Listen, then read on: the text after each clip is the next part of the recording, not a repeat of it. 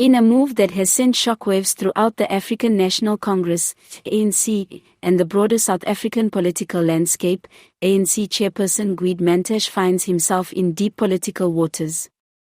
Luthuli House, the symbolic and operational heart of the ruling party, is reportedly demanding urgent answers from Mantashe over his controversial involvement in recent foreign affairs decisions that have embarrassed the party on the global stage and angered party loyalists at home. At the heart of the unfolding storm is Mantashe's alleged role in influencing and pushing foreign policy directives that many in the ANC believe were either unauthorized, poorly consulted, or in direct contradiction with the party's core values.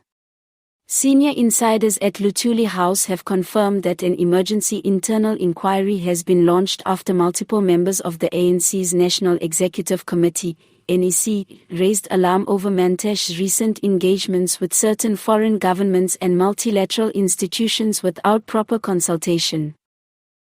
Comrade Gwede seems to be operating with a personal foreign policy agenda. What he's been doing, especially behind closed doors with foreign actors, has caused reputational damage to the ANC and must be accounted for. This is not a dictatorship. While exact details remain classified, reports point to Mantashe's alleged involvement in a series of contentious diplomatic discussions involving energy deals with Russia, controversial trade positions in BRICS meetings, and quiet support for foreign-backed resource projects in southern Africa. These dealings, it is said, were not sanctioned through the ANC's regular consultative processes, raising eyebrows about transparency, loyalty, and alignment with national interests.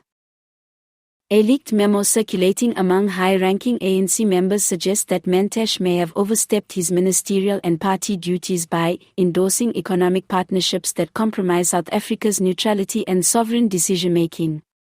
The memo adds fuel to the growing perception that Mantashe is becoming more of a liability than an asset within the ANC leadership. Luthuli House is now reportedly abuzz with tension, as factions within the ANC use the opportunity to either defend or attack Mantashe's leadership. On one side, allies of President Cyril Ramaphosa have grown increasingly wary of Mantashe's independent maneuvers, accusing him of undermining collective governance. On the other side, pro-Mantashe loyalists argue that he is being scapegoated for decisions that were made collectively or out of political necessity. However, not even his staunchest allies can ignore the fact that the ANC has taken a hit in public perception. Critics outside the party are calling it a classic example of the ANC's internal chaos spilling over into national policy. With an election year looming, this kind of disarray is the last thing the party needs. On social media and in public discourse, South Africans are growing more vocal. Many accuse the ANC of using foreign policy to serve personal or factional agendas rather than the interests of the people.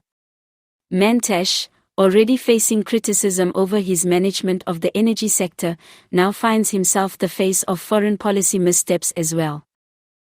Civil society groups, opposition leaders, and diplomatic analysts are all watching closely. The Democratic Alliance, DA, and the Economic Freedom Fighters, EFF, have both called for greater transparency and are demanding that Mantashe appear before Parliament's Foreign Affairs Committee to explain himself. Gwede Mantashe thinks South Africa is his personal project. He does not speak for the people.